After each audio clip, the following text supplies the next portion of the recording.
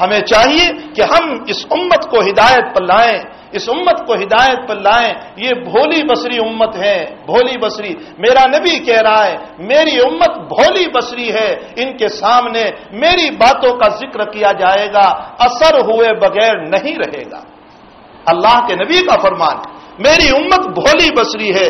لوگوں نے اس کے بھولے پنے سے بہت غلط فائدہ اٹھا لیا.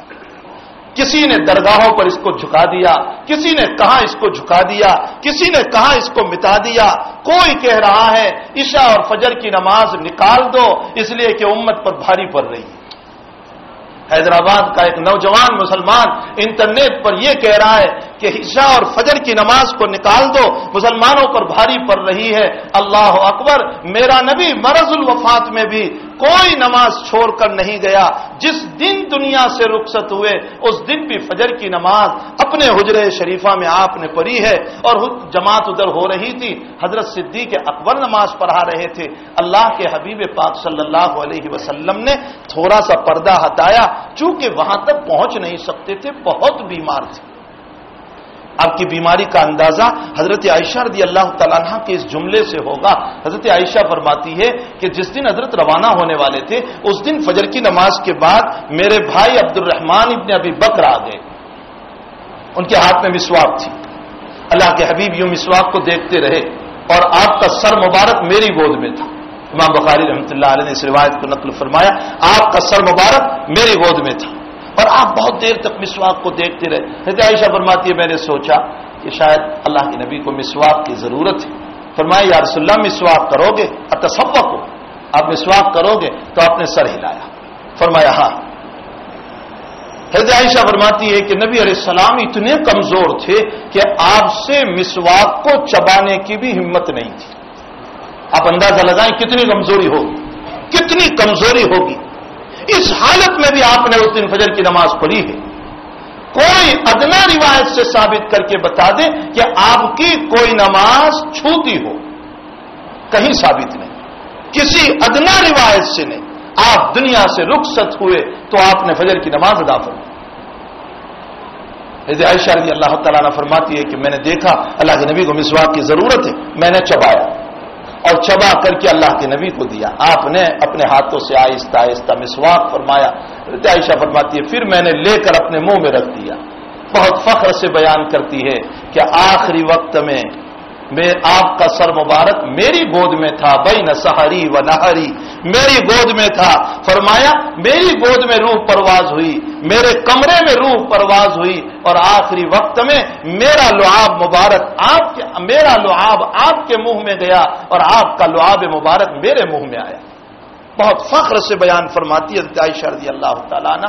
میں تو اس روایت سے صرف یہ بتانا چاہتا ہوں کہ اللہ کے نبی جس دن دنیا سے رخصت ہوئے کمزوری کا یہ عالم ہے، اس کے باوجود آپ نے فجر کی نماز ادا فرمائی. میرے بھائیوں، یہ امت بھولی بصری ہے، اس میں تھوڑی سی نبی والی محنت کی جائے اور نبی کے دین کو لے کر اس میں چلا جائے تو انشاءاللہ تعالی یہ امت بہت جلد اپنے مولا سے جڑ جائے گی، اپنے اللہ سے جڑ جائے گی. حضرت حق جل شانہ نے تسلسل کے ساتھ قوموں کے واقعات قرآن میں بیان فرمائے. کسی کو اللہ نے ہواؤں سے ہلاک کیا، کسی کو اللہ نے بارشوں سے ہلاک کیا، کسی کو اللہ تعالیٰ نے جبریل کے ذریعے سے چیخ مروا کر ہلاک کیا. اور کسی قوم سے متعلق قرآن یہ کہہ رہا ہے کہ ہم نے نیچے سے ان کو اٹھایا، ان کی زمین کو پوری، اور کہاں تک لے گئے؟ آسمانوں تک ان کی زمین کو اٹھایا، حتیٰ کہ ان کے مرغوں کی آواز آسمان کے فرشتوں نے سنی، اتنے قریب کر دیا، اور اس کے بعد ان کو الٹا دیا. قوم لوط سے متعلق قرآن میں کہا جا رہا ہے ہم نے ان کو الٹا دیا، اور الٹانے کے بعد پھر ان کو پتھر مارنا شروع کیا، اور پتھر مار مار کر زمین پر ان کو گرایا گیا، اور جب یہ گر گئے تو اوپر سے ہم نے زمین کو بھی دے مارا. قرآن ان واقعات میں سب سے زیادہ سخت عذاب جس قوم پر بیان کر رہا ہے یہ قوم لوط پر بیان کر رہا ہے. قوم لوط پر ایک ساتھ 5 عذاب اترے. ان کا اٹھانا اور اٹھانے کے بعد لٹکا دینا اور لٹکا دینے کے بعد پتھر مارنا اور پتھر مارنے کے بعد زمین کو ان کے اوپر گرا دینا اور گرانے کے بعد بعض روایتوں سے ملتا ہے کہ اللہ کا ان کو زمین میں دھسانا. 5 عذاب اس قوم کو اللہ تعالیٰ نے اس قوم پر اتارے. حضرت حق جل مجدہ اسی طرح قوموں کے واقعات کو قرآن میں بیان کرتا چلا گیا. اخیر میں 3 امتیں بہت بری آئی. 3 امت. ایک امت موسیٰ علیہ السلام کی امت، ایک امت عیسیٰ علیہ السلام کی امت، اور ایک امت حضرت محمد رسول اللہ صلی اللہ علیہ وسلم کی امت. یہ تین امتیں بہت بڑی امت آئی. ان تینوں امتوں سے متعلق اللہ نے کتابیں بھی بڑی عطا فرمائی. شریعت موسیٰ میں تورات عطا فرمائی، شریعت عیسیٰ میں انجیل عطا فرمائی، اور شریعت محمد رسول اللہ صلی اللہ علیہ وسلم میں اللہ نے قرآن عظیم جیسی عظیم الشان کتاب عطا فرمائی. لیکن ان تینوں قوموں کے اندر، ان تینوں قوموں کی زندگیوں پر غور کیا جائے تو حضرت موسیٰ کی قوم نے جتنا موسیٰ کو ستایا ہے اتنا کسی قوم نے نہیں ستایا. اسی لیے ہم کو قرآن میں یوں کہا گیا، یا ایھا الذین آمنوا لا تکونوا کالذین آذوا موسیٰ. اے میرے نبی کے ماننے والوں، اے ایمان والوں، تم اپنے پیغمبر کو ایسا نہ ستانا جیسے موسیٰ کی قوم نے موسیٰ کو ستایا. کیسے ستایا؟ آئے ہائے، قرآن بیان کر رہا ہے اس کو کیسے ستایا. جب حضرت موسیٰ تورات لے کر آئے تو ان کی قوم کے علماء نے کہہ دیا، کیا معلوم موسیٰ تو لکھ کر لایا ہے، ہمیں کیا پتا کہ اللہ نے دی ہے. موسیٰ علیہ السلام فرماتے اچھا چلو کوہ طور پر میں اللہ سے کہلوا دیتا ہوں. لے گئے علماء کرام کو. آپ اندازہ لگائیں نبی کے ساتھ کیا معاملہ ہو رہا ہے. حالانکہ وہ عالم بنے ہیں اسی موسیٰ کی بنیاد پر. لے گئے ان کو وہاں. اللہ کی طرف سے آواز آئی غیب سے کہ میں نے تورات اتاری. تو آپس میں کہنے لگے کیا معلوم اللہ بول رہا ہے یا شیطان بول رہا ہے. پہلا پارا پڑھتے چلے جائیں چھٹے رکوع سے. کتنا ستایا، کیا گزری ہوگی موسیٰ علیہ السلام. اسی وقت اللہ نے بجلی کا کرکا بھیجا، ان سب کو مار دیا. موسیٰ نے دعا کی میرے اللہ میں قوم کو جواب کیا دوں گا، یہ تو سب یہاں مرے پڑے ہیں. اللہ نے پھر زندہ کیا. زندہ کرنے کے بعد قوم میں بھیجا. اب قوم پوچھ رہی ہے کیا کہا اللہ نے. کہا اللہ نے آواز تو دی لیکن یوں کہا ہے کتاب میری ہے، جتنا عمل ہو اتنا کرنا، نہ ہو تو کوئی حرج نہیں. موسیٰ نے فرمایا اطاعت کر لو. کیا جواب دیا؟ سمعنا وعصینا. ہم نے سنا، ہم نافرمانی کریں گے. اسی لیے قرآن میں ایک آیت اتری اور حضرات صحابہ پر وہ آیت گنا گزری، للہ ما فی السماوات وما فی الارض وان تبدوا ما فی انفسکم او تخفوہ یحاسبکم. صحابہ پر بہت گنا گزری. ہمیں تو پتہ ہی نہیں ہے کہ اس میں ہے کیا، کہ ہمیں بوجھ بھی محسوس ہو اس کا، اس آیت میں کیا ہے. ارے میرے بھائیوں، اس آیت میں اللہ نے یہ کہا ہے کہ میں تمہارے ظاہری عمل پر تو پکڑ کروں گا ہی، لیکن تمہارے دلوں کے خیالات پر بھی پکڑ کروں گا. وَإِن تُخْفُوا مَا فِي صُدُورِكُمْ، دلوں کے خیالات پر بھی پکڑ کروں گا. کتنی سخت بات ہے. اب دلوں میں خیالات تو آتے ہی رہتے ہیں.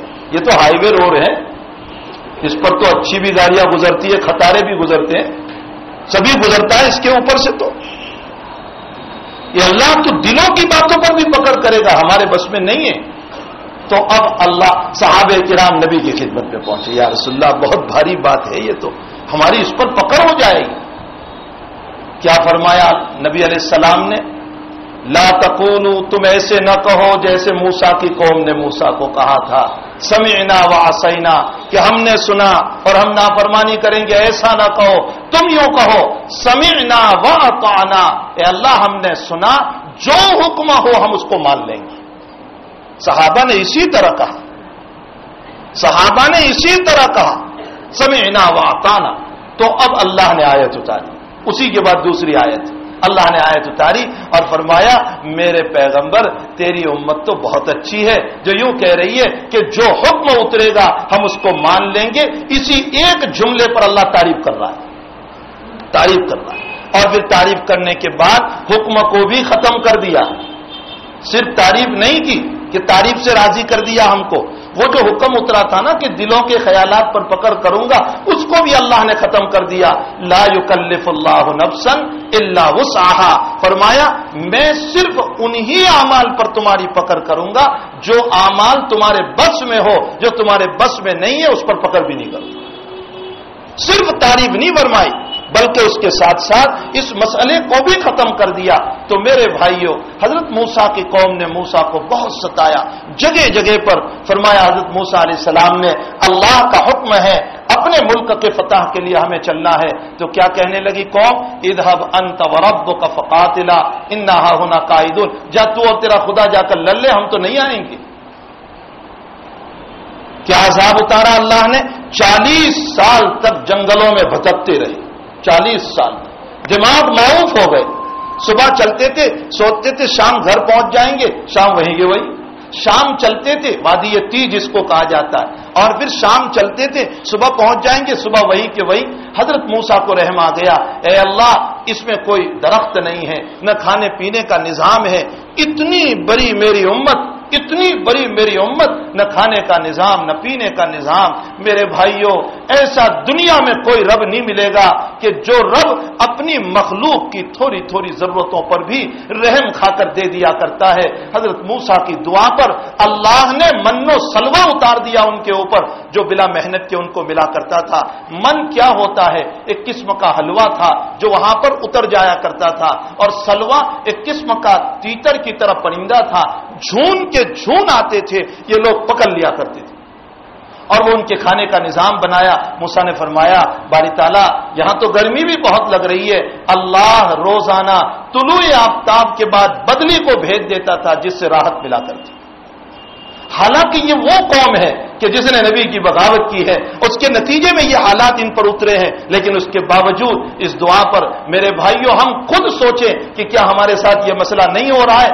معاصی کے ہم پتلے، گناہوں کے ہم پتلے اور بدبو کے ہم پتلے، نہ معلوم کتنے گناہ کر کے ہم بیٹھے ہوئے ہیں. لیکن میرے مولا نے کبھی بھی ہمارے گھر پر ہمارے گناہ کو لکھ کر ہمیں ذلیل نہیں کیا. میرے مولا نے کبھی بھی ہماری پیشانی کو کالی بنا کر ہمیں ذلیل نہیں کیا. اس نے کھانا کبھی بند نہیں کیا، اس نے پانی کبھی بند نہیں کیا، اس نے ذلیل کبھی نہیں کیا. ہے کہ نہیں اس رحمان الرحیم کی کرم؟ ہم سب اس رحمان الرحیم کے کرم کو جانتے ہیں. میرے بھائیوں، حضرت موسیٰ علیہ السلام کی قوم نے جیسے ستایا، اسی لیے قرآن میں اللہ نے فرمایا لا تکونوا کالذین آذوا موسیٰ. اے میرے پیغمبر کے امتیوں، تم میں اس نبی کو ایسے نہ ستائیو جیسے موسیٰ کی قوم نے موسیٰ کو ستایا. موسیٰ علیہ السلام کی قوم آئی، عیسیٰ علیہ السلام کی قوم آئی، سب سے اخیر میں محمد رسول اللہ صلی اللہ تعالی علیہ وسلم کی یہ امت. اب اس امت کے فضائل، اس امت کے مناقب اتنے بیان فرمائے، اتنے بیان فرمائے. میرے بھائیوں، اللہ کا نبی ہمیں کسی اور مقام پر چھوڑ کر گیا تھا، بہت اونچے مقام پر چھوڑ کر گیا تھا. ہمارا نبی تو ہمیں کہاں چھوڑ کر گیا تھا؟ ایک سفر سے اللہ کے نبی تشریف لا رہے ہیں. حضرت عائشہ کا ہار گم ہو گیا. فرمایا تلاش کرو، فجر کی نماز کا وقت ہے، پانی ہے نہیں وہاں پر، ہار مل نہیں رہا ہے. فجر کا وقت، فجر کی نماز کا وقت ختم ہونے کا اندیشہ ہے، نماز کے قضا ہو جانے کا اندیشہ ہے. لوگوں نے صدیق کو برا بھلا کہنا شروع کیا. کہنے لگے تیری بیٹی کی وجہ سے پریشانی ہے، یہ تیری بیٹی کی وجہ سے آج فجر کی نماز ہماری قضا ہو جائے گی. حضرت صدیق کو بہت غصہ آیا. اس خیمے میں تشریف لے گئے جہاں نبی کریم صلی اللہ علیہ وسلم حضرت عائشہ رضی اللہ تعالی. دیکھا کہ اللہ کے حبیب حضرت عائشہ کی ران پر سر مبارک رکھ کر سوئے. صدیق نے پہلے تو خود عائشہ بیان فرماتی ہے کہ ابا جی نے مجھ کو دانتنا شروع کیا، اور دانتتے دانتتے اتنا غصہ اتنا غصہ اتنا غصہ کہ کوکھ میں چیتیاں دینا شروع کیا. زور سے اس لیے نہیں مار رہے تھے، حضرت عائشہ فرماتی ہے کہ آواز کی وجہ سے کہیں اللہ کے نبی اٹھ نہ جائے، اور فرمایا بڑے زوروں سے چیتیاں دے رہے تھے، لیکن میں اس لیے ہل نہیں رہی تھی کہ میرے نبی کی نیند خراب نہ ہو جائے اس لیے. لیکن پھر بھی اللہ کے نبی بیدار ہو ہی گئے. فرمایا ابو بکر کیا بات ہے، کیا بات ہے؟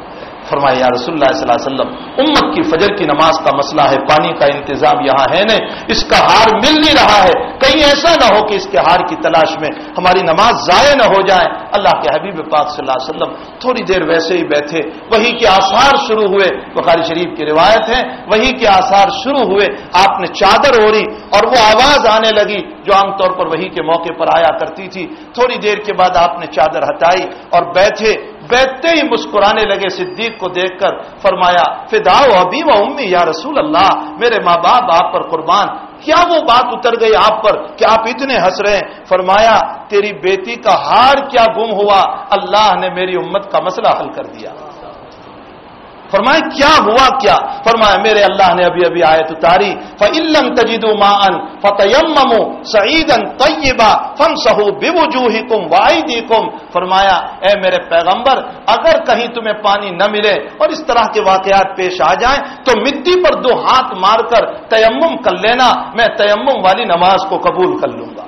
یہ امت تو میرے بھائیوں وہ ہے، یہ امت تو میرے بھائیوں وہ امت ہے کہ جس کی ایک ایک محنت پر اور جس کی ایک ایک مشقت پر اور جس کی ایک ایک تکلیف پر اللہ نے اس پر بہت کچھ کھولا ہے، بہت کچھ کھولا. حضرت خولہ رضی اللہ تعالیٰ عنہ صحابیہ ہے، حضرت سعد سے بڑی محبت تھی، بہت محبت تھی. فرط محبت میں ایک مرتبہ حضرت سعد نے یوں کہہ دیا کہ تو میری ماں کی طرح لگتی ہے. اب یہ مسئلہ بہت کتھن ہے، اس کو زہار کا مسئلہ کہا جاتا ہے. ہماری شریعت میں یہ مسئلہ ہے کہ اگر کوئی یوں کہہ دے تو میری ماں کی طرح، تو میری بہن کی طرح، تو اس سے ایک مسئلہ پیدا ہو جاتا ہے. فرمایا تو میری ماں کی طرح لگتی ہے. حضرت خولہ نے فوراً چادر اوڑھی اور نبی علیہ السلام کی خدمت میں پہنچی. مسئلہ تو معلوم تھا لیکن اب اس کا نتیجہ کیا ہوگا وہ معلوم نہیں تھا. اللہ کے نبی کی خدمت میں پہنچی. فرمایا یا رسول اللہ، میرے شوہر نے فرد محبت میں مجھے اس طرح کا جملہ کہہ دیا کہ تو ماں کی طرح لگتا ہے، ماں کی طرح لگتی ہے یا بہن کی طرح، دونوں طرح کی روایت ہے. فرمایا تو میری بہن کی طرح لگتی ہے. اللہ کے حبیب اب کیا مسئلہ ہوگا میرے لیے؟ فرمایا میرے قرآن میں کوئی حکم نہیں آیا، میری شریعت میں کوئی حکم نہیں آیا. ہاں عرب کا دستور یہ ہے، دستور عرب یہ ہے کہ اگر کوئی اپنی بیوی کو اس طرح کی بات کہہ دے تو بیوی کو طلاق ہو جاتی ہے. اس لیے میں دستور عرب پر فیصلہ کرتا ہوں، تجھے طلاق ہو گئی. خولہ کہنے لگی اولادی صغار، بچے چھوٹے ہیں، ساتھ کو محبت ہے، میرا کوئی مکان نہیں، میرے ماں باپ نہیں، یا رسول اللہ میں کہاں جاؤں گی؟ آپ کوئی فدیے کا مسئلہ نکال لیجئے لیکن طلاق نہ پڑے. آقا نے فرمایا میرے قرآن میں کوئی حکم نہیں آیا، اس لیے دستور عرب پر فیصلہ ہوگا کہ طلاق ہو گئی. خولہ یہ کہہ کر گئی اگر آپ سے مسئلہ حل نہیں ہوتا ہے میں اپنے اللہ سے کروں گی. عورت کا جواب تو سنیے، عورت کیا کہہ رہی تھی. آپ سے مسئلہ حل نہیں ہو رہا ہے، اس سے کہوں گی میں. نبی نے ایمان ہی ایسا بنایا تھا اللہ پر، نبی نے ایمان ہی بنایا تھا. یہ نہیں کہا تھا آپ سے مسئلہ نہیں حل ہوتا ہے تو میرے ابا کو سناؤں نہ میری امی کو سناؤں، فلاں کو سناؤں، جیسے آج کل ہو رہا ہے. نکاح کے بعد ذرا سے مسئلے میں ابا کو کہوں، امی کو کہوں، چچا کو کہوں، فلاں کو کہوں، فلاں کو کہوں، کورٹ میں جاؤں. یہ ایمان ہی نہیں بنایا تھا. ایمان یہی بنایا تھا اللہ ہی کرنے والا ہے، اللہ ہی کرنے والا ہے. حضرت بریرہ رضی اللہ تعالیٰ عنہ کا واقعہ خولہ کے ضمن میں یاد آیا. حضرت بریرہ بیوی تھی حضرت مغیث رضی اللہ تعالیٰ. حضرت بریرہ بہت خوبصورت اور حضرت مغیث سانولے رنگ کے، دونوں غلام تھے، دونوں ہی غلام تھے. لیکن بریرہ آزاد ہو گئی، پھر مغیث بھی آزاد ہو گئے. تو حضرت بریرہ رضی اللہ تعالیٰ عنہ نے کہا اب میں مغیث کے نکاح میں نہیں رہوں گی. غلامی میں اختیار، آزادی میں اختیار ملتا ہے رہنے نہ رہنے کا، اور میں نہیں رہوں گی. اب بریرہ کا حال یہ ہے، مغیث کا حال یہ ہے کہ مدینے کی گلیوں میں گھومتے ہیں بریرہ بریرہ بریرہ کرتے ہوئے. اللہ کے حبیب نے حضرت عباس کو فرمایا دیکھو مغیث پاگل ہے اور بریرہ کو پڑی بھی نہیں ہے، یعنی مغیث تو دیوانہ بنا ہوا ہے اور بریرہ کو پڑی بھی نہیں. حضرت بریرہ سے اللہ کے نبی نے فرمایا دیکھو مغیث تمہارے لیے دیوانہ ہے، تم دوبارہ اس کے نکاح میں چلی جاؤ. فرمایا یا رسول اللہ حکم ہے یا مشورہ؟ بریرہ پوچھ رہی ہے حکم ہے یا مشورہ؟ فرمایا حکم تو کیسے کر سکتا ہوں، شریعت کے خلاف تو میں حکم کر نہیں سکتا. اللہ نے جو تجھے اختیار دیا ہے اس اختیار کو میں چھین تو نہیں سکتا. میرا مشورہ ہے، میرا مشورہ ہے. فرمایا یا رسول اللہ اگر مشورہ ہو تو مجھے منظور نہیں ہے، میں تو اپنے اللہ کے حکم پر علیحدگی ہی چاہتی ہوں. عجیب، حضرت خولہ کا ایمان ایسا بنا ہوا تھا، ایسا بنا. فرمایا آپ سے مسئلہ حل نہیں ہوتا میں اپنے اللہ کو کہوں. گئی وضو کیا 2 رکعت نماز پڑھی, نماز کے بعد دعا کرنے لگی, اللہ میرے شوہر نے مجھے یہ کہہ دیا, نبی فرما رہے ہیں طلاق ہو گئی, میں نہیں چاہتی ہوں کہ میری طلاق ہو, میں اسی دروازے پر زندگی پوری کرنا چاہتی ہوں, اے اللہ تو میرا کوئی راستہ نکال دے. اللہ تعالیٰ نے قرآن میں آیت اتاری, لقد سمع اللہ قول التی تجادلک فی زوجہا وتشتکی الی اللہ, البتہ تحقیق کے اللہ نے سن لی اس عورت کی بات کو. لقد سمع اللہ قول التی تجادلک, جو تجھ سے بحث کر رہی تھی, نبی کو کہہ رہے ہیں اللہ تجادلک فی زوجہا, اپنے شوہر کے باب میں, وتشتکی الی اللہ, اور تجھے یہ بھی کہہ کر گئی کہ آپ سے مسئلہ حل نہیں ہوتا تو اللہ سے حل کرو. واللہ یسمع تحاورکما, اللہ نے تم دونوں کی باتوں کو یہ پیغمبر خوب سنی, یعنی اس کی بھی اور تمہاری بھی. ان اللہ سمیع بصیر, اب اللہ فیصلہ اتار رہا ہے. والذین یظاہرون من نسائہم ثم یعودون لما قالوا فتحریر رقبۃ من قبل ان یتماسا, فرمایا اب اگر تیری امت میں اس طرح شوہر کوئی بات کہہ دے تو طلاق نہیں پڑے گی, 7 مسکینوں کو کھلانے سے یا روزہ رکھنے سے یا غلام آزاد کرنے سے, مطلب کفارہ دینے سے اس کی بیوی دوبارہ اس کے لیے حلال ہو جائے گی. اگر تیری امت کی عورت نہیں چاہتی ہے تو آسمانوں پر تیرا اللہ بھی نہیں چاہتا ہے. میرے بھائیو, اس امت کا مقام ہے, قرآن پڑھیں حدیث پڑھیں تو اس امت کا مقام معلوم ہوگا کہ اس امت کا مقام کیا ہے. اللہ نے ہم کو کہاں کھڑے, اللہ کے نبی ہم کو کہاں کھڑے کر کے گئے تھے. لیکن حقیقت یہ ہے جس کا دل شریعت کے لیے دھڑکتا ہوگا وہی قرآن و حدیث کے لیے اپنے دل کو کھولے گا. جس کا دل دھڑکتا ہوگا وہی قرآن و حدیث کے لیے اپنے دل کو کھولے گا, اور جس کے اندر شعائیں ہی نہ ہو وہاں کہاں مسئلہ حل ہو سکتا ہے.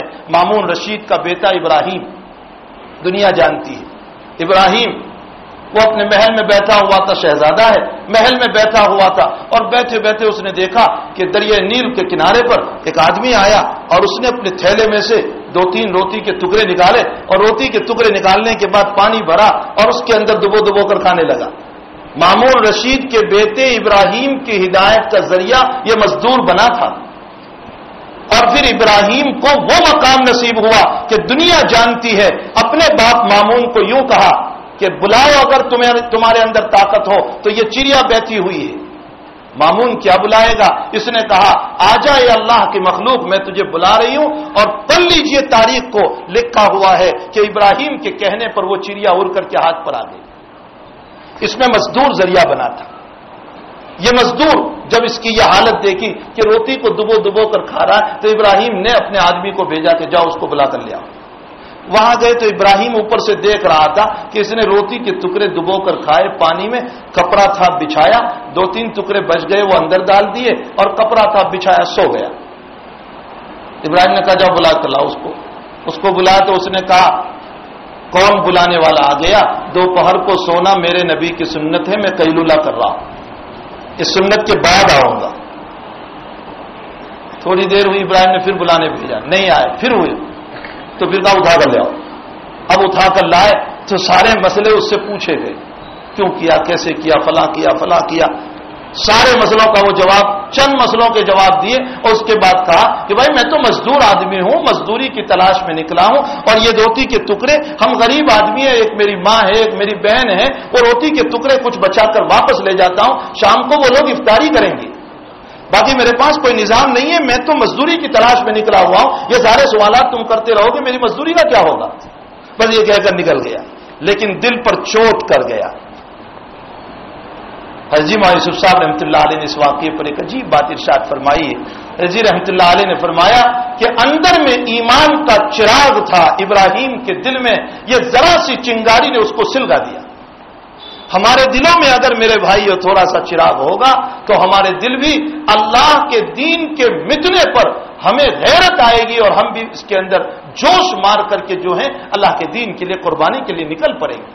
حقیقت حال یہ ہے کہ وہ ایک چنگاری تھی, وہ مزدور کا یہ جملہ اس کو دستک دے گیا.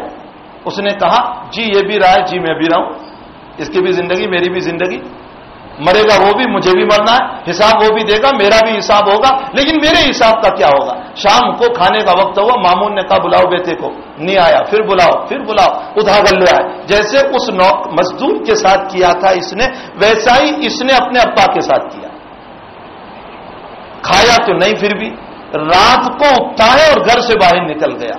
اب جو اس کی ریاضت مجاہدہ جو شروع ہوا ہے اور اس نے اپنی زندگی کو بنایا ہے اور اللہ کے راستے میں اس کی قربانیاں اور اس کے ہاتھوں پر لوگوں کا ایمان اور دین کی اشاعت، میرے بھائیوں میرے عرض کرنے کا منشا یہ ہے کہ قرآن اور حدیث ہمارے دلوں کو جھنجھوڑ رہی ہے اور دستک دے رہی ہے۔ ابن قیم جوزی رحمۃ اللہ علیہ فرماتے ہیں آئینے میں اپنا مخرہ دکھاؤ گے تو آئینہ عیب بتائے گا، اگر آئینے کو اپنا مخرہ ہی نہیں بتایا تو وہ عیب کیسے بتائے گا؟ ہم قرآن پر اپنے آپ کو ڈالیں گے، حدیث پر اپنے آپ کو ڈالیں گے تو ہی تو ہماری زندگی کھلے گی۔ اس امت کو اللہ نے عظیم المرتبت امت بنایا، اس کا کعبہ افضل، اس کا نبی افضل، اس امت کا مقام افضل۔ مسلم شریف کی روایت ہے نبی اکرم صلی اللہ علیہ وسلم نے فرمایا قیامت کے دن آدم سے لے کر قیامت تک کی 120 صفیں جنت میں جانے والی ہے کل۔ اب وہ سب کتنی بڑی ہوگی وہ تو اللہ ہی جانتا ہے۔ ہماری یہاں سب اتنی بڑی ہے تو لوگ کہتے ہیں بہو موتی مسجد سے، بہت بڑی مسجد ہے ہماری، تو ایک سب میں 100 آدمی آ جاتے، 150 آدمی آ جاتے، 200 آدمی آ جاتے، اللہ ہی جانتا ہے کہ وہ سب کتنی بڑی ہوگی۔ فرمایا کل 120 صف جانے والی ہے قیامت میں، اس میں 80 صفیں میری امت کی ہوگی۔ 80 صف، مسلم شریف کی روایت ہے 80 صف میری امت کی ہوگی۔ اور اتنی ساری صفوں کے باوجود دوسری طرف میرے آقا یوں فرماتے ہیں کہ اگر جنت کا جہنم سے کمپیئر کرو گے تو ایسا معلوم ہوگا کہ جہنم میں 999 اور اس کے مقابلے میں جنت کا ایک ہوگا۔ مسلم شریف کی روایت ہے جہنم میں 999، اتنے سارے جنتی کے باوجود مقابلے میں ایک ہوگا۔ صحابہ گھبرا گئے کہ ہمارا حال کیا ہوگا؟ تو صحابہ نے فرمایا یا رسول اللہ پھر تو مسئلہ یہ ہوگا کہ سب جہنم میں جائیں گے۔ فرمایا نہیں، جہنم کی تعداد یاجوج ماجوج کی وجہ سے بڑھ جائے گی۔ یہ جو اتنی بڑی تعداد ہے وہ یاجوج ماجوج کی وجہ سے بڑھ جائے گی۔ تو میرے نبی علیہ السلام نے میرے بھائیوں اس امت کو تعریف کر کر کے ابھارا ہے۔ فضائل اس لیے بیان کیے جاتے ہیں تاکہ امت ان فضائل کو سن کر کے اپنے دامن کو جھاڑ کر نہ چلی جائے، بلکہ اس لیے فضائل بیان کیے جاتے ہیں تاکہ امت ان فضائل کو سن کر کے امت نبی والا کام اپنے اندر لے لے۔ علامہ سیوطی رحمۃ اللہ علیہ نے اس امت کی ایک عجیب فضیلت بیان فرمائی، غور سے سنو میرے بھائی۔ علامہ سیوطی رحمۃ اللہ علیہ فرماتے ہیں کہ ماقبل امتوں میں یکی بعد دیگرے نبیوں کا سلسلہ تھا ہی، ایک کے بعد ایک نبی، ایک کے بعد ایک نبی۔ بعض زمانے تو وہ آئے کہ ایک ایک وقت میں کئی نبی ہوتے تھے۔ موسیٰ بھی نبی ہے، ہارون بھی نبی، ابراہیم بھی نبی ہے، اسماعیل بھی نبی، حضرت اسحاق، کئی نبی ایک ایک وقت میں ہوتے تھے، لوط بھی نبی علیہ الصلوۃ والسلام۔ لیکن اس کے باوجود حال کیا ہے؟ وہاں اتنے سارے انبیاء آتے رہتے تھے، یک کے بعد دیگرے، ایک کے بعد ایک، ایک کے بعد ایک۔ اگر کوئی خرابی پیدا ہو جاتی تھی تو دوسرا نبی اس خرابی کو دور کر دیتا تھا۔ اس کے باوجود ان نبیوں کی عمریں بہت لمبی تھی، بہت لمبی عمریں، کسی کو 950، کسی کو 500، کسی کو 600۔ حضرت ابراہیم خلیل اللہ علیہ السلام کی عمر کتنی لمبی، 120 سال کی عمر میں تو حضرت نے اپنے ہاتھوں سے اپنا ختنہ فرمایا۔ دنیا میں سب سے پہلا ختنہ ابراہیم علیہ السلام نے فرمایا ہے۔ اسی لیے ختنہ مسلمانوں میں بھی ہے، مسلمان بھی ابراہیم علیہ السلام کو مانتے ہیں، یہود میں بھی ہے، یہود بھی مانتے ہیں، عیسائیوں میں بھی ہونا چاہیے لیکن وہ نہیں کرتے ہیں اس لیے کہ انہوں نے عیسیٰ کو خدا مان لیا، ورنہ ابراہیم علیہ السلام سب کے باپ ہیں، اس لیے سب کے اندر یہ سنت جاری ہوئی۔ تو حضرت ابراہیم نے 120 سال پر تو اپنا ختنہ فرمایا، لمبی لمبی عمریں عطا فرمائی۔ علامہ سیوطی فرماتے ہیں وہاں تو یکے بعد دیگرے نبی آتے ہی جاتے تھے، ان نبیوں کو چھوٹی عمر بھی دیتے تو کیا ہوتا؟ اگر کوئی خرابی پیدا ہو گئی تو پچھلا نبی دور کر دیتا۔ ہمارے نبی محمد رسول اللہ صلی اللہ علیہ وسلم کے بعد تو کوئی نبی نہیں، قیامت تک کوئی نبی نہیں۔ آپ ہی کی شریعت، آپ ہی کا قرآن، آپ ہی کی کتاب، آپ ہی کا دین، یہ قیامت تک اب چلنے والا ہے۔ جب آپ کے بعد کوئی نبی نہیں ہے تو خرابیوں کو دور کرنے کے لیے سب سے زیادہ عمر تو ہمارے نبی کو دینی چاہیے تھی۔ بڑا عجیب سوال کیا حضرت نے، فرمایا وہاں انبیاء کا حال یہ ہے کہ ایک کے بعد ایک نبی آتے جاتے، اگر ان کو چھوٹی بھی عمر دے دیتے تو کوئی حرج نہیں، خرابی پیدا ہوئی پچھلا نبی دور کر دیتا، یہاں تو کوئی ہے ہی نہیں نبی قیامت تک، تو اب اس امت کی خرابی کو دور کرنے کے لیے ہمارے نبی کو بڑی عمر دینا چاہیے تھا، 500 سال دے دیتے، 700 سال دے دیتے، 1400 سال دے دیتے، 1500 سال دے دیتے، تاکہ ہم بھی زیارت کر لیتے، ہم بھی صحابی بن جاتے، لمبی عمر دے دیتے نبی کریم صلی اللہ علیہ وسلم کو۔ کیوں ہے سب سے مختصر عمر حضرت نبی کریم صلی اللہ علیہ وسلم کو عطا فرمائی، کل 63 سال اور نبوت کی کل 23 سال، 13 سال مکی زندگی، 10 سال مدنی زندگی، کل 23 سال کی عمر اللہ کے نبی کو عطا فرمائی۔ میرے بھائیوں ایسا کیوں ہوا؟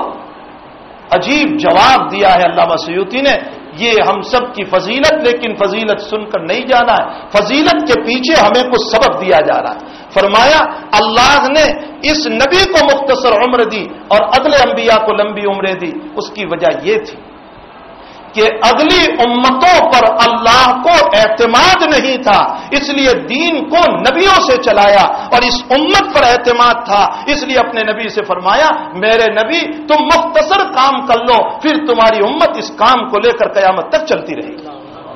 سیوطی فرماتے اللہ نے اتنا زبردست اعتماد اس امت پر فرمایا ہے، یہی وجہ ہے کہ صدیق ہے کہ جس نے امت کو سنبھالا، عمر ہے کہ امت کو سنبھالا، عثمان ہے کہ امت کو سنبھالا، علی ہے کہ امت کو سنبھالا، حسن بصری ہے کہ امت کو سنبھالا، اور محدثین ہیں کہ امت کو سنبھالا، اولیاء ہیں کہ امت کو سنبھالا، اور آج تک یہ امت اس دین کو سنبھالتی ہوئی اور امت کو سنوارتی ہوئی جا رہی ہے۔ اور اس دور میں جب جماعتوں کا دور چلا، یعنی کوئی کام جماعت کے بغیر قبول نہیں ہوتا، کلیکٹر کے پاس جاؤ تو جماعت چاہیے، کرکٹ میں جاؤ تو جماعت چاہیے، فلاں جگہ جاؤ تو جماعت چاہیے، فلاں جگہ جاؤ تو جماعت چاہیے، تو ایک اللہ کا ولی حضرت معاویہ صاحب رحمۃ اللہ علیہ کے قلب پر وارد فرمایا کہ اس زمانے میں میرے دین کی حفاظت کا طریق بھی میں اسی جماعت سے چلاؤں گا۔ اسی لیے ہمارے شیخ رحمۃ اللہ علیہ نے ایک عجیب بات ارشاد فرمائی تقریر بخاری میں، حضرت شیخ فرماتے ہر نبی میں ایک محدث ہوتا ہے، بہت غور سے سنیں، یہ جو تعویلات کرتے رہتے یہ برض عین ہے، برض کفایہ ہے، فلاں ہے بلا ہے، بہت سارے کرنے والے ہیں، چھوڑو ہمارے اوپر ضروری نہیں، ارے بھائی سیدھا سیدھا کہہ دو کہ جانا نہیں ہے، یہ سب بہانے چھوڑ دو کہ یہ کام یہ ہے یہ ہے یہ ہے، یہ سب بہانے ہیں۔ حضرت شیخ رحمۃ اللہ علیہ فرماتے ہر امت میں محدث ہوتے، محدث اس کو کہا جاتا ہے جو نبی کا معاون ہوتا ہے، اور ان کے قلوب پر اللہ واردات فرماتے ہیں۔ اللہ کے نبی فرماتے ہیں کہ حضرت عمر، اللہ کے نبی فرماتے ہیں عمر میری امت کا محدث ہے، جن کے قلب پر اللہ نے واردات فرمائے۔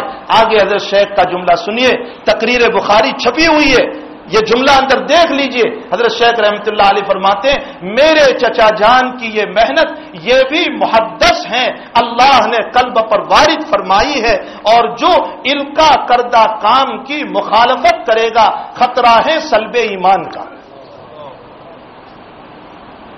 میرے بھائیوں یہ کام بہت اونچا ہے جو ہمیں دیا گیا، امت اسی پر بنے گی، امت اسی پر بنے گی۔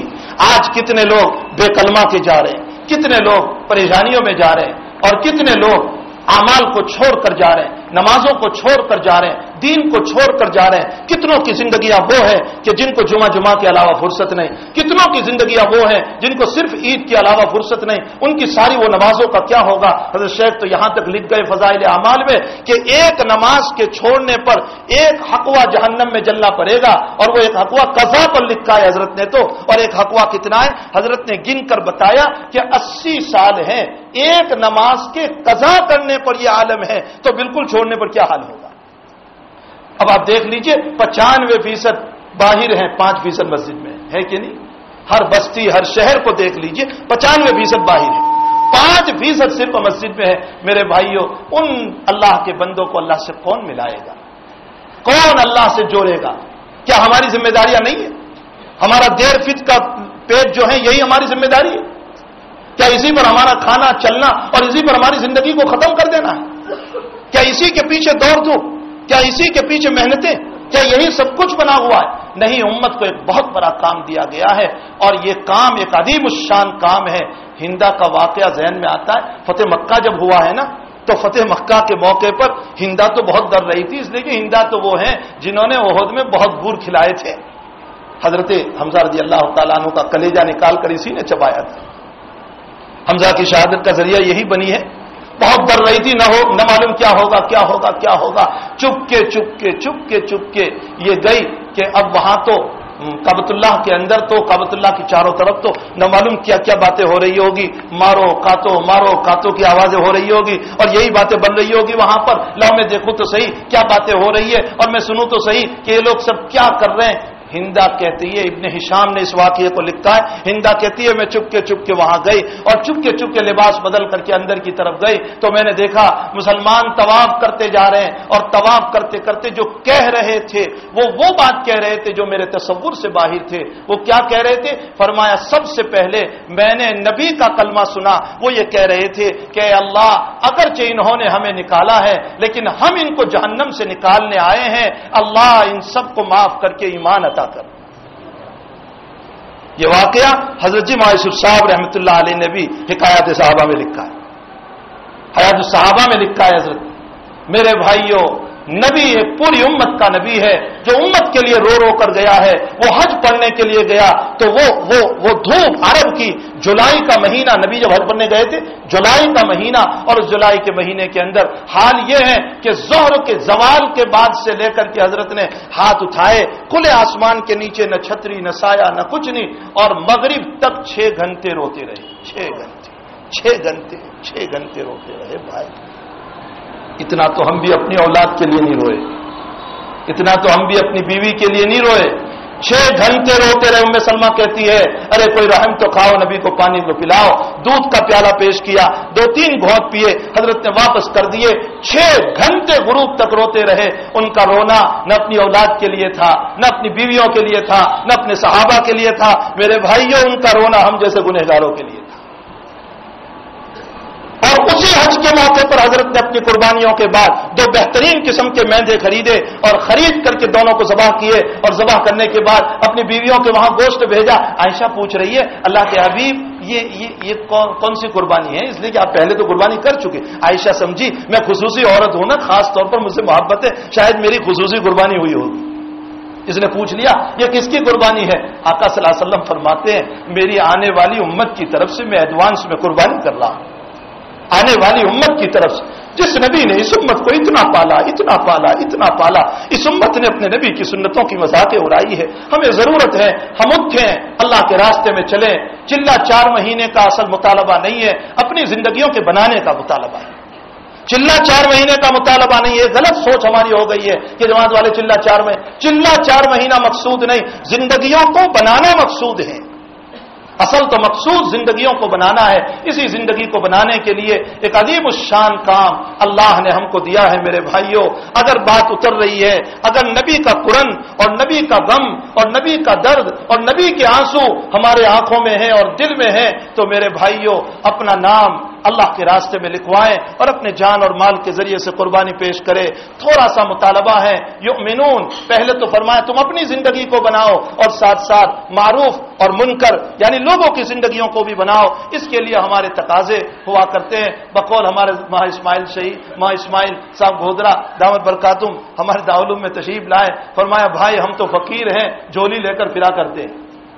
فرمایا کچھ نہیں تو دسیوں بھی نوخی دو. حضرت کا جملہ ہے دسیوں بھی نوخی دو، یعنی 10 دن بھی تو ڈال دو. تو بھائی یہ تو فقیرانہ ایک آپ سے مطالبہ ہے کہ آپ اللہ کے راستے میں اللہ کے نبی کے صحیح نائب بن کر کے اپنے آنسو، اپنا درد، اپنا قرن لے کر کے اللہ کے راستے میں چلنے والے بنے. بتاؤ بھائی کون اس کے لیے تیار ہے؟ کیا نام؟ عبدالرحیم کہاں کے؟ مسجد نعمان کے عبدالرحیم. اور فرماؤ بھائی ماشاء اللہ. محمد عارف کہاں کے؟ عمر والا ٹورنامنٹ. وسیم کہاں کے؟ کون کے؟ محسن. بولو. مدثر کہاں کے؟ مسجد عمر فاروق. عبداللہ کہاں کے؟ عمر والا. منڈا بھائی اور پاڑ کے اور پڑوا جلیلی. عبدالسمد کہاں کے؟ کون مدینہ مسجد. حافظ یوسف واحد کلام. کیا نام؟ فیصل ملا مسجد. عثمان بھائی. ریحان. غلام حسین. عبدالحفیظ بھائی. کیا نام؟ سلیم بھائی. اسماعیل. وہ ہمارے پیچھے ساتھی کھڑے. رضوان کہاں کے؟ حاجی صابرین حلقہ نمبر 9. عثمان بھائی ماشاءاللہ. محمد بھائی، یونس بھائی کہاں کے؟ حلقہ نمبر 7 کے. بھائی جب تک دعا وغیرہ نہ ہو تک جانے کی کوشش نہ کرے دوستو، آگے بہت سے اعلانات کرنے ہیں. رضوان کہاں کے؟ نانپورہ کھاٹیواڑ کے. امجد خون مدینہ. طلحہ کہاں کے؟ حلقہ نمبر 16 ماشاءاللہ. کیا نام؟ سعید کہاں کے؟ بربودن کے. ادریس بھائی کانٹریکٹر. ذکی بھائی. ذاکر کے. شاکر کیا نام؟ ذاکر. یاسین کہاں کے؟ خون مدینہ. اور فرماؤ دوستو ماشاءاللہ اپریل کے مہینے کے اندر ہماری 25 کے قریب جماعت 4 مہینے کی جا رہی ہے، اور اسی مارچ اور اپریل کے اندر اسٹوڈنٹ کی 57 جماعتیں جو ہمارے عزائم میں ہیں، لیکن بہت ناکافی ہے. ہر گھر میں اسٹوڈنٹ ہے، اس لیے زیادہ سے زیادہ جماعتیں ہماری بننی چاہیے. یہ موقع ہے بہترین ان کے لیے. اس لیے ہمت کر کے ہر مسجد والے فرماؤ انشاءاللہ 4 مہینے کی اتنی اور چلے کی اتنی جماعت دیں گے. جلدی بتانا شروع کرو دوستوں. ہاٹی اور کی 2 جماعت چلے کی 4 مہینے کی. چونگر کی 2 جماعتیں چلے کی 4 مہینے کی. قدیم کی عمر والا کی عمر فاروق سے 4 مہینے کی چلے کی. جگبی صاحب کی بھی ایک جماعت. ہم ایک تو بہت کم ہے. نورانی کی 1 جماعت. حلقہ نمبر 16 کون سی مسجد؟ سلیمان مسجد کی 2 جماعتیں. حلقہ نمبر 15. اور فرماؤ دوستوں 8 نمبر حلقے کی 2 جماعتیں. اور فرق بھی بولو جماعت بھی فرماؤ. فرق بھی بولو. لگ بھگ 24 نمبر حلقے کی جماعتیں کہیں گے انشاءاللہ. 17 نمبر مسجد بولو. چنار سے 2 جماعتیں چلنے کی اسٹوڈنٹ کی اور 4 مہینے کی. ارے 2 جماعتیں ہو رہی ہے تمہارے وہاں تو چلو ایک ہی کہو.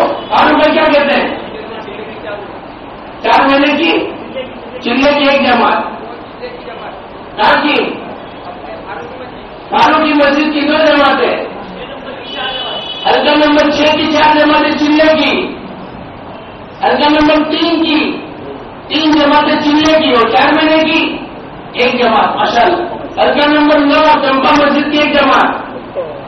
اور فرماؤ دوستو بہت ضروری کچھ اعلانات کرنے اس سے پہلے ہماری تشکیل مکمل ہونی چاہیے. اور بولو ماشاءاللہ.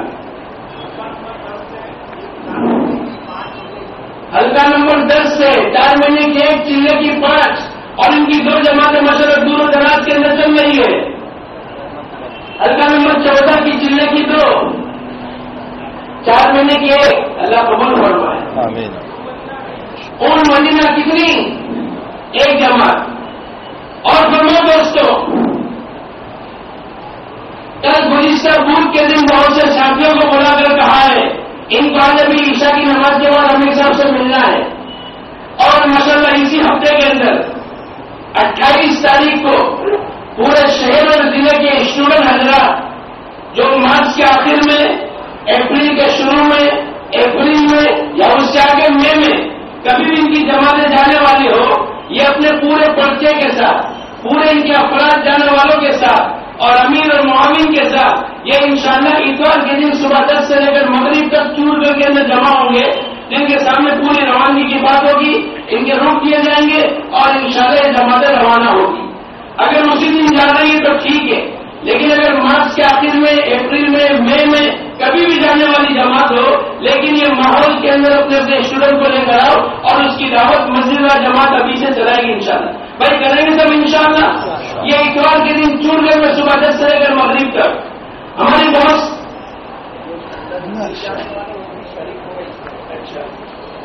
جو اسٹوڈنٹ نہیں جانے والے وہ بھی شریک ہو جائے تاکہ وہ بھی نکل جائے. اللہ کرے. باقی دوستوں ایک بہت اہم بات ہے ہم اس کو معمولی نہ سمجھے. جب کوئی بات مشورے سے ایک بات طے ہو جاتی ہے تو اس کے اوپر یہی ہے فائدہ اعظم تو فتوکل علی اللہ. ہم اس کے اوپر اپنے آپ کو جما دیں. گزشتہ پانولی میں ہمارے گجرات کا مشورہ ہوا اور اس کے اندر زون کے لائن کی بہت سی باتیں چلی. ماشاءاللہ زونوں کی کارگزاری پورے گجرات کے اندر 114 جماعتیں زون کی چلی. ہر دیہات کا ہر گاؤں، ہر مکان اور ہر مکان کے ہر فرد تک ملاقاتیں ہوئی. عجیب و غریب کارگزاری آئی. بعضوں نے کہا یہ 40 سال کے بعد پہلی مرتبہ کسی نے ہم کو دعوت کی، محنت کے لیے ہم کو پکارا ہے. بعض علاقے کے اندر یوں کہنے کی کوئی فضا نہیں تھی، لیکن ہماری جماعت کی برکت سے ماشاءاللہ کچھ نماز، کچھ کلمہ، کچھ 3 دن، کچھ تعلیم، کچھ گشتوں کا وجود ہوا. یہ تمام ہماری محنت کا نتیجہ ہے. لیکن 114 جماعت چل کر اور کچھ دیہات کو اور کچھ افراد سے ملاقات کرنا کافی نہیں. جیسے مولانا نے فرمایا ہم تو ساری امت کے لیے اور ہمارے اوپر کا اعتماد کیا گیا ہے. کتنی بڑی بات ہے. اس کے اعتبار سے دوستوں بزرگوں، جو جماعتیں ہم کو گزشتہ دسمبر سے لے کر ابھی تک ہماری جماعتیں ماشاءاللہ 9 جماعتیں ہماری بلسار کے حلقے میں کام کر کے آئی. بلسار، واپی اور نانا پونڈا، یہ 9 جماعتیں جس حلقے کی بھی کام کر کے آئی ہے وہ انشاءاللہ 31 تاریخ کی بدھ کے دن شام کو بلسار کے اندر پہنچے گی. جمعرات کی صبح ان کی کارگزاری ہوگی. یہ بزرگوں کا سفر ہمارا شروع ہو رہا ہے 1 اپریل سے. بہت مشورے کے بعد یہ بات طے ہوئی کہ بھائی ان کی کارگزاری ہر ایک کی لینی ہے. کسی جگہ 12 زون ہے تو 36 جماعتوں کی کارگزاری ہوگی. یہ اللہ والے جو رات دن چلتے ہیں، لیکن اس کے باوجود بھی کہا کہ پہلے دن فجر کی نماز سے لے کر 10 بجے تک ہم ان تمام کی کارگزاری لیں گے تاکہ نیا ماحول پیدا ہو، نئے احباب کے اندر شوق پیدا ہو. اور آئندہ اگر کسی لائن کی رہبری کی ضرورت ہوگی یہ اللہ والے ہمارے سامنے رہبری پیش کریں گے. ہمارا چلنا تو کیرلا لگنا چاہیے، ہمارا چلنا تو منی پور لگنا چاہیے، لیکن مشورے سے بلسار تک گئے، آنے جانے کا کرایہ اور ہمارے 3 بچے ہیں. اللہ کرے دوست بزرگوں اس زندگی کا ایک ایک پائی اور اس کی ایک ایک سیکنڈ اللہ کے دین کے تقاضے پر لگ جائے. اس لیے یہ 9 جماعت یہ نہ سوچے اب کیسے جمع ہوں گے، کیسے جائیں گے. نہیں، یہ جو جماعت ہم اس کا نام نہیں دیتے، لیکن حلقہ نمبر 5، 6، 9 اور واپی میں چلنے والے حلقہ نمبر 10 کی تمام جماعتیں اور اس کے علاوہ نانا پونڈا میں خون نورانی اور اس کے علاوہ جو جماعتیں کام کر کے آئی اس کے ذمہ دار ساتھی ابھی سے فکر کر لے. بدھ کے دن مغرب سے پہلے یہ جماعت بلسار گرین پارک کے اندر پہنچ جائے. جمعرات کی فجر کی نماز کے بعد ان کی کارگزاری ہوگی. بھائی سمجھ گئے مجمع اس بات کو. آئندہ اس کے بعد ہم نے 4 جماعتیں دسمبر سے لے کر اب تک 4 قریب 12 جماعتیں ہم نے پانوئی حلقے میں ڈالی، جس کے اندر موساوی، مانوی، ڈڈال اور انکلیشور. 4-5 دسمبر سے ہماری جماعت چل رہی ہے اور انشاءاللہ ان کا 7-8 تاریخ کو نہیں 5-6 تاریخ کو ان کا اجتماع ہے. اس کا معنی یہ ہے کہ 4 تاریخ کی شام تک ہماری یہ جماعتیں جو پانولی حلقے میں کام کر کے آئی ہے، حلقہ نمبر 20، حلقہ نمبر 9، حلقہ نمبر 6، 20، 16 اور 11 یا اس کے علاوہ جو بھی جماعتیں، یہ 12 جماعتیں، ایک جماعت ہماری نہیں پہنچ سکی باپو نگر کی، 11 جماعتیں ہماری یہ موساوی کے اندر 4 تاریخ کی شام تک پہنچ جائے. 5 تاریخ کی صبح پیر کے دن موساوی کے اندر فجر کی نماز کے بعد ان کی کارگزاری ہوگی.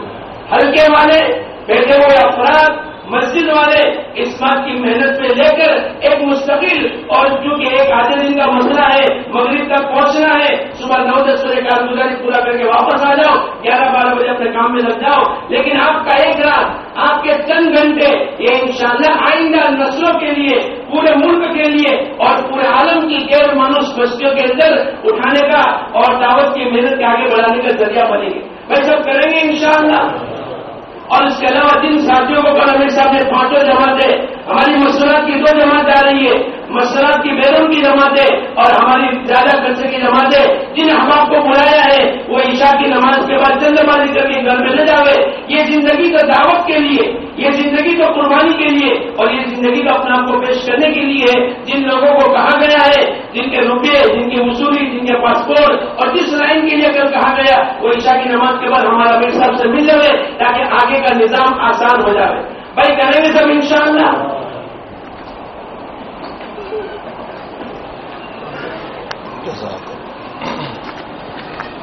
درود شریف پڑھنا. اللهم صل على سيدنا محمد وعلى آله وصحبه محمد وبارك وسلم الحمد لله رب العالمين والعاقبة للمتقين والصلاة والسلام على رسولنا سيدنا مولانا محمد وعلى آله وصحبه أجمعين. اللهم وفقنا لما تحب وترضى من القول والعمل وجنبنا الفواحش والمعاصي والخطايا والزلل. اللهم آثرنا وأكثرنا وأصلح لنا شأننا كله. العالمین ہم سب کے گناہوں کو معاف فرما دے، ہمارے قصوروں سے درگزر فرما. اے اللہ ہم اپنے دین کے ٹکڑے ٹکڑے کر چکے ہیں. اے اللہ ہم اپنے دین کے ٹکڑے ٹکڑے کر چکے ہیں. اے اللہ تاجروں نے تجارت کے مسائل کو توڑ دیا، کسانوں نے کھیتی کے مسائل کو توڑ دیا. اے اللہ ذمہ داروں نے ذمہ داری کے مسائل کو توڑ دیا. حضرات علماء حسد کی نظر ہو گئے. اے اللہ امت کا ہر طبقہ تیرے دین سے ہٹ چکا ہے. اے اللہ ہم نے تیرے دین کو بچوں کے کھلونے کی طرح توڑ دیا ہے. اللہ تو ہمیں معاف فرما دے، اللہ تو ہمیں معاف فرما دے، اللہ تو ہمیں معاف فرما دے. جو کچھ حالات ہیں اے اللہ تیرے دین کو توڑنے کے نتیجے میں ہیں، اے اللہ ہمیں یقین ہے کہ آپ ناراض ہو چکے ہیں. اللہ ہم سے راضی ہو جائیے، اللہ ہم سے راضی ہو جائیے، اللہ ہم سے راضی ہو جائیے. اللہ ہمارا بچانے والا بھی آپ کے علاوہ کوئی نہیں ہے، ہمارے دکھڑے سننے والا بھی تیرے علاوہ کوئی نہیں ہے. اے اللہ ہم جہاں گئے ہمیں نکالا گیا، ہمیں بدعنوانیاں دی گئی. اے اللہ ہمیں اللہ طرح طرح کے ظلموں سے اے اللہ آج حالات سے ہم دوچار ہو رہے ہیں. اے اللہ اگر تو جسم کے ساتھ دنیا میں آ جاتا تو ہم تیرے پاؤں پر جاتے، تیرے گود میں سر رکھ کر اے اللہ بہت روتے. اے اللہ ہم اپنے دکھڑے تجھے سناتے، لیکن ہمیں یقین ہے تو وراء الورا ہے، تیری ذات دکھائی نہیں دیتی ہے. اے اللہ اگرچہ ہم تجھے نہیں دیکھ رہے ہیں لیکن تو ہم کو دیکھ ہی رہا ہے. ہمارے دلوں کو دین کی طرف متوجہ فرما دے، ہمارے دلوں کو دین کی طرف متوجہ فرما دے، سنتوں کی طرف متوجہ فرما دے. اے اللہ تیرا دین ہمارے گھروں سے اجڑ رہا ہے. ہم نے، ہماری بچیوں نے، بیٹوں نے اور ہمارے گھر والوں نے مل کر اے اللہ تیرے نبی کی سنت کے جنازے نکالے ہیں. مولا ہماری پیشانیوں پر بل تک نہیں آتا ہے. میرے مالک ہمیں معاف فرما دیجئے، ہمیں معاف فرما دیجئے. اللہ ہم بے غیرت بن چکے ہیں، ہم بے حیا بن چکے ہیں، ہم بے غیرت بن چکے ہیں، ہم بے حیا بن چکے ہیں. اللہ ہماری غیرت ہمیں واپس فرما دے، اللہ ہماری غیرت ہمیں واپس فرما دے، ہماری حیا ہمیں واپس فرما دے. اللہ ہمیں اپنی آنکھوں میں حیا کا سرما بھرنے کی توفیق عطا فرما. اے اللہ جنہوں نے نام لکھوائے ہیں اے اللہ ان کے عزائم میں، ان کے ارادوں میں پختگی نصیب فرما، ان کا نکلنا آسان فرما، ان کے نکلنے کے بعد ان کے گھروں کی کفالت فرما. اے اللہ ہر طرح کی آسانی مہیا فرما. الہ العالمین جنہوں نے جتنی جمانوں کے وعدے کیے ہیں اللہ ان کی نصرت و مدد فرما، ان کی نصرت و مدد فرما. اللہ ان کی نصرت و مدد فرما. اللہ اس زمانے میں یہ عظیم الشان کام جو نبیوں والا کام ہے اے اللہ ہمیں اس کو اپنا کام سمجھ کر اس کو دل و جان سے عمل کی توفیق عطا فرما.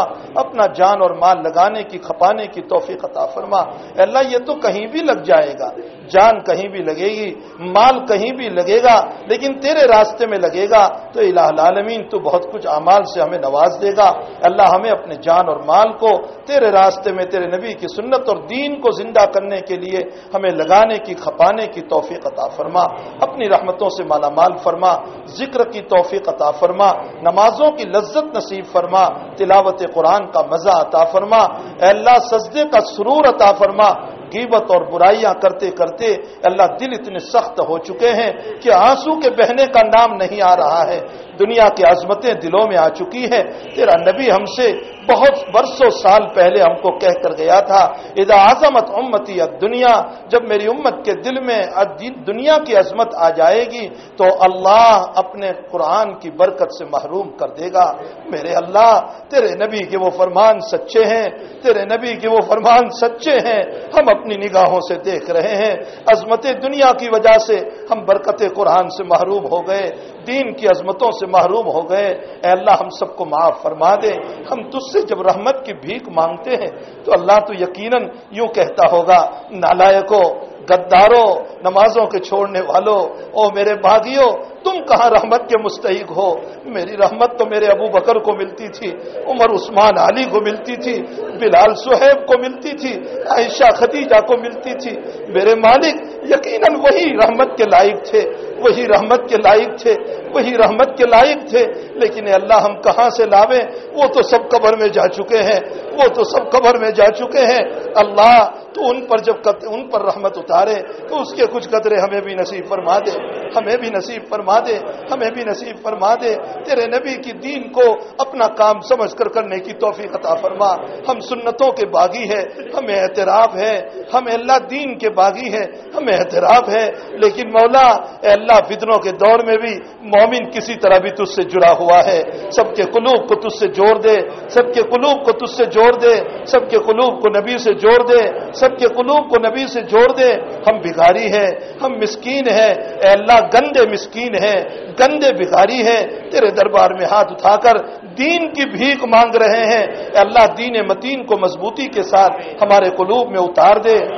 اے اللہ دین کا کام کرنے کی ذوق اور شوق کے ساتھ ہم سب کو توفیق عطا فرما.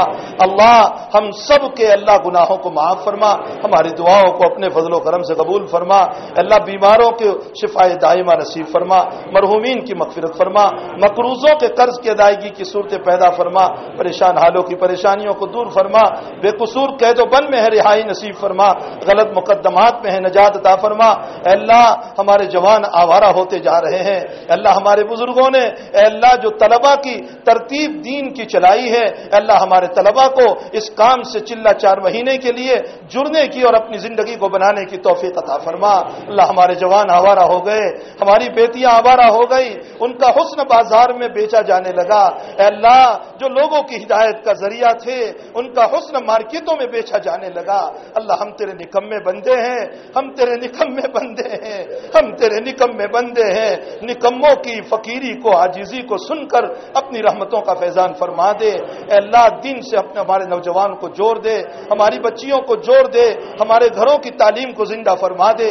ہماری پیشانیاں تیرے ہاتھ میں ہیں, پکڑ کر تو ہم سب کو دین متین پر چلا دے. ہمیں اپنے بڑوں کی اتباع کرنے کی توفیق عطا فرما, ان کے مشوروں پر زندگی چلانے کی توفیق عطا فرما. ہم سب کو دین کی سچی پکی محبت نصیب فرما. وصلی اللہ علی خیر خلقہ محمد وآلہ وصحبہ اجمعین برحمتک یا ارحم الراحمین.